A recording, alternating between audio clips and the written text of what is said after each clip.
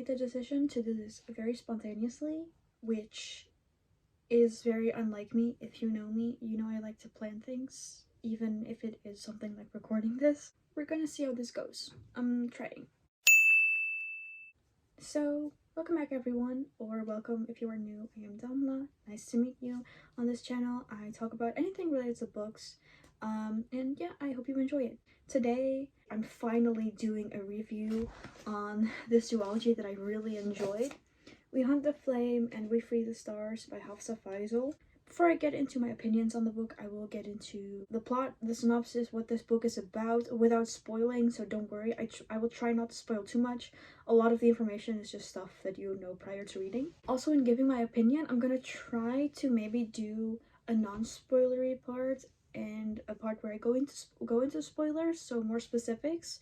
I will try to make it clear when I'm getting into spoilers. So yeah, you don't have to worry about that if you haven't read the books yet, or if you're thinking of doing it, and that's why maybe you're looking into my review. This is a YA fantasy duology that takes place in this nation that is inspired by Arabia.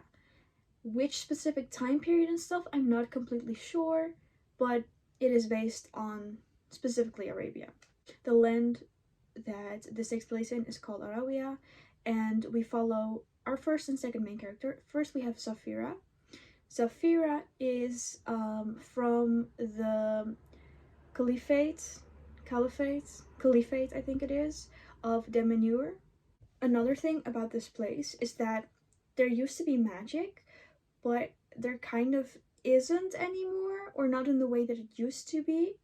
And each nation, after this like issue with magic, after this thing with like related to magic occurred, kind of has this, I don't know if I want to call it a curse necessarily, but for example, Demenur, it is supposed to be this pretty hot climate.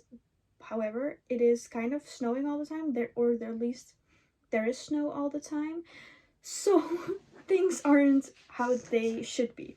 There is also this forest called the Ars, which is this, I almost want to say cursed forest. Basically anyone that enters this forest doesn't leave, or doesn't at least come out alive, or comes out of it not sane. However, Zafira somehow is able to enter this forest, find her way, get back out of it alive, and so she disguises herself and goes into this forest to basically get food for her village, for her people. She does this while disguised as a man, and she's therefore known as the Hunter by most people. At some point, Zafira is sent on a quest to basically restore magic. And yeah, that is Zafira's storyline. Then we have Nasir. Nasir is the son of the Sultan, and he is an assassin. He is also named the Prince of Death. He basically works for his father in that way. So Nasir. So Nasir is sent on a similar mission by his father to also go on this quest, except to kill the hunter and to get whatever it is that the hunter is trying to get, basically. It's this artifact that is supposed to restore magic. I think I can say that without saying too much, because it's on the back of the book. I'm just like peeking occasionally, so I make sure that I don't spoil. So that is all of the information that we're getting. Now on to my non-spoilery review of this whole duology. I'm gonna try to not be spoilery. I do apologize, but if that ends up happening. But yeah, I'm trying. I loved these books. I rated We Hunt the Flame 4 stars, and I rated We Free the Stars 5 stars, if I recall correctly. Firstly, I loved the characters. I will say it took me some time to warm up to Nasir. But I loved all of the other characters in this book, and I thought they were just great. I was very attached to them in both books. I just thought they were very, yeah, I don't know how to say it, good characters.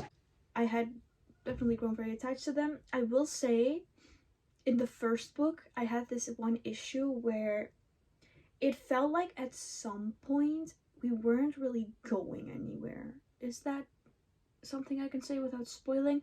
Like the middle part of the book, for me, it wasn't boring to the point that I DNF'd it, because I still finished it, and I even not pushed myself, because that sounds like I don't want to do it, but I even read the second book. But I did feel like it maybe dragged on for a little too long.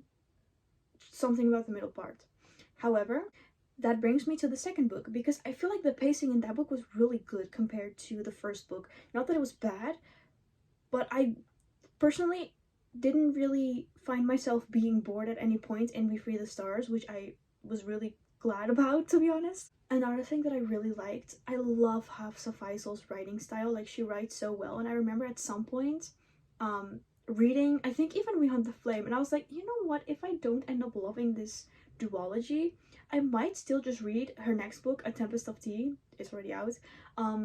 Just because she is a good, like, she's a good writer in my opinion, or at least her writing style for me speaks to me, and like I really enjoy. I will also say I'm kind of biased being a Middle Eastern person, but I thought it was really cool to read a fantasy that is based on like a Middle Eastern region. Even though I'm not Arabic, it was still really interesting to read. I also thought the world building was like pretty solid. But I also have to say, I don't always pay too much attention to world building because there's a lot happening, so sometimes I don't have the time to pay a lot of attention to it. So if there are any gaps in the world building of this duology, like, do feel free to point those out in the comments if you want to, or, you know, because I know that I am not perfect in that judgment. This is just how I saw things. Now I'm gonna go to the spoilery section. So if you don't want to get spoiled, that is fine, but maybe leave the video. You can come back once you finished it if you want to, or you can just leave the video. I hope you have a fun time reading these books if you want to do that, and if not, I still hope you enjoyed it, and I will see you next time. So for my spoiler people, when I said that it took me some time to warm up to Nasir, that was first of all just, and I mean, this is because my boy is traumatized, but I felt like there just wasn't much like, not that there wasn't much happening. He was just kind of there sometimes, and kind of like almost like moody. It was, you know, Altair was there, who is, by the way, is like, I think he's a general, and who also goes, like, joins him on this quest.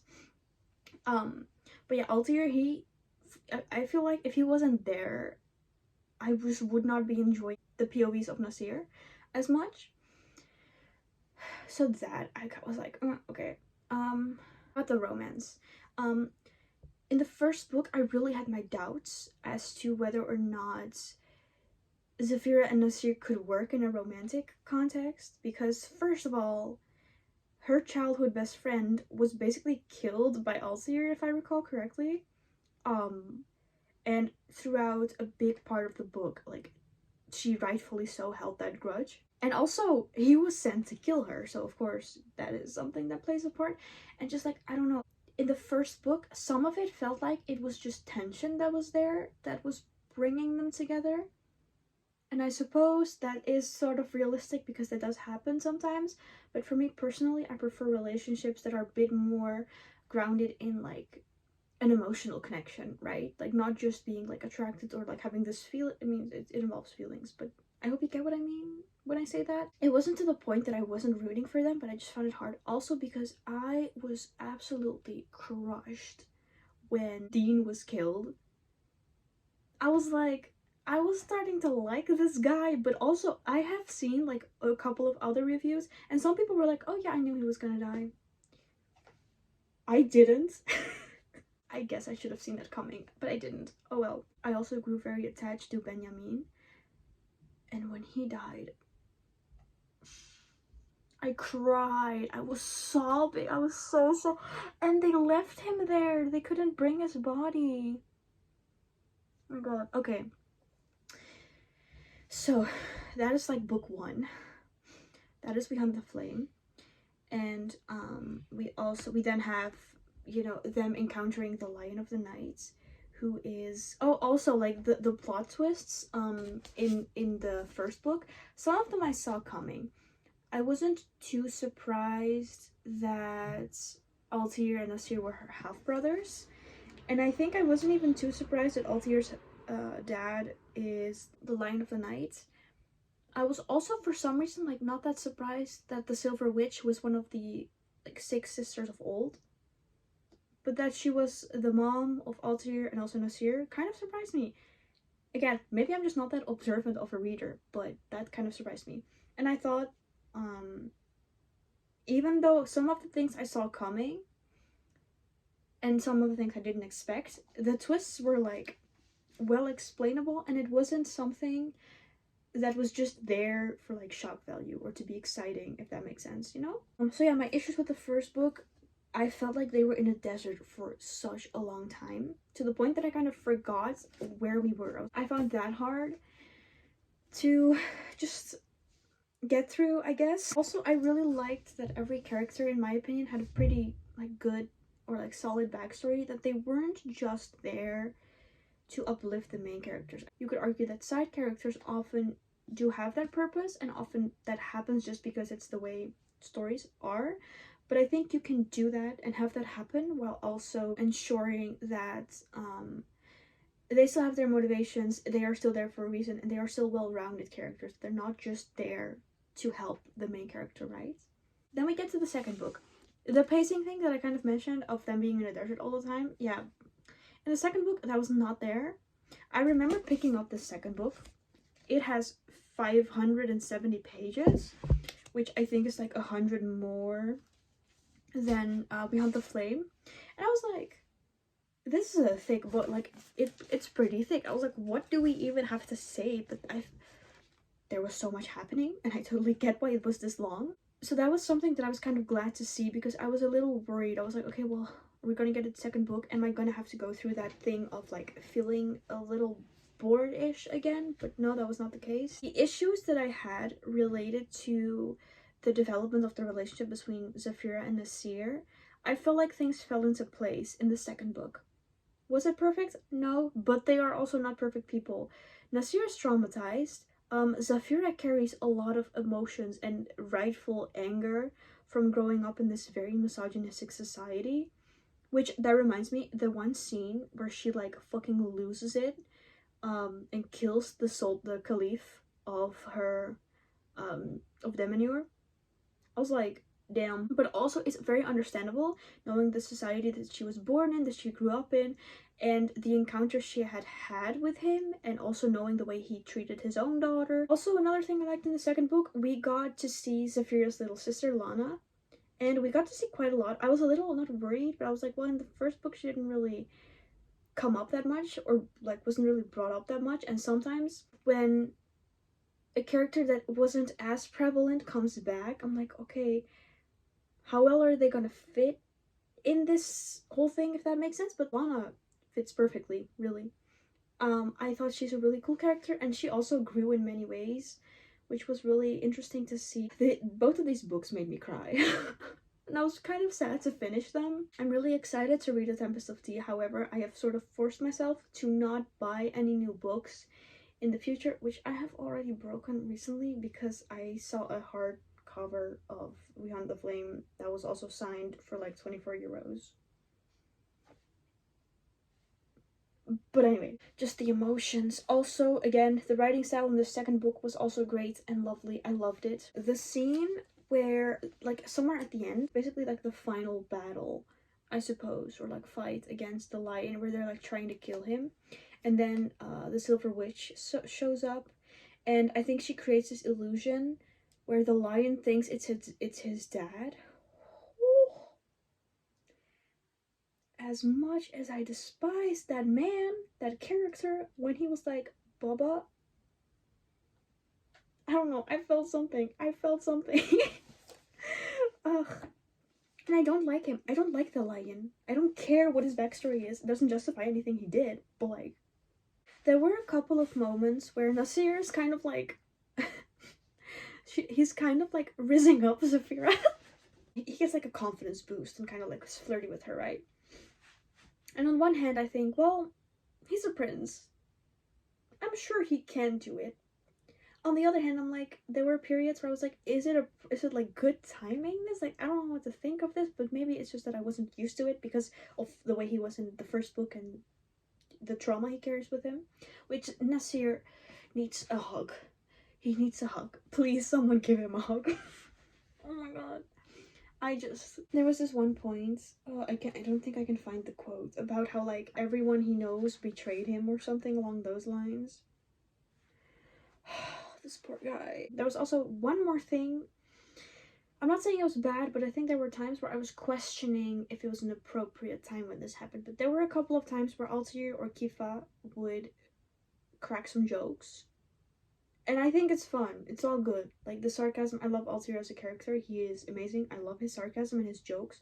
But there are times where I was like, is this appropriate timing? Sometimes it just felt like the scene would have flowed the same, maybe a little better if it wasn't there. But I also get it, because I guess it shouldn't be all, like, gloomy and, like, serious the whole time, so I get it.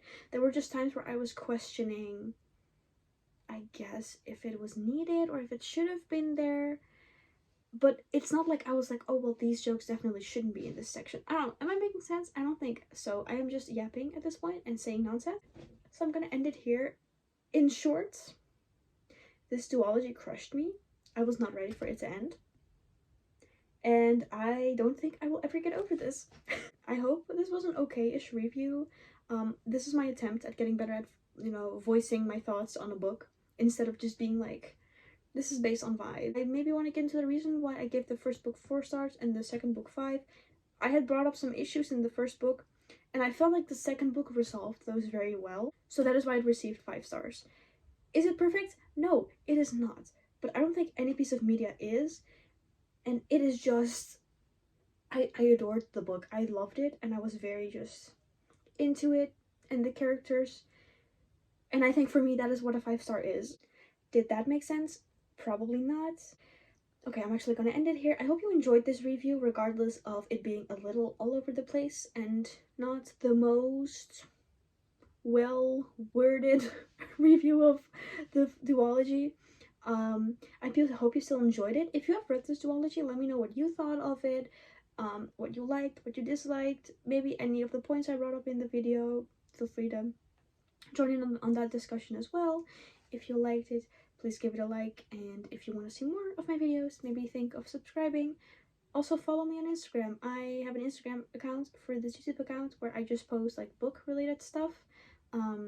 I try to make my YouTube channel still the main focus, but I also want to meet some people on Instagram and just, post, like, cute little pictures of my books and my shelf and stuff like that. So yeah, I hope you have a nice day. Please take care of yourself, and I will see you next time.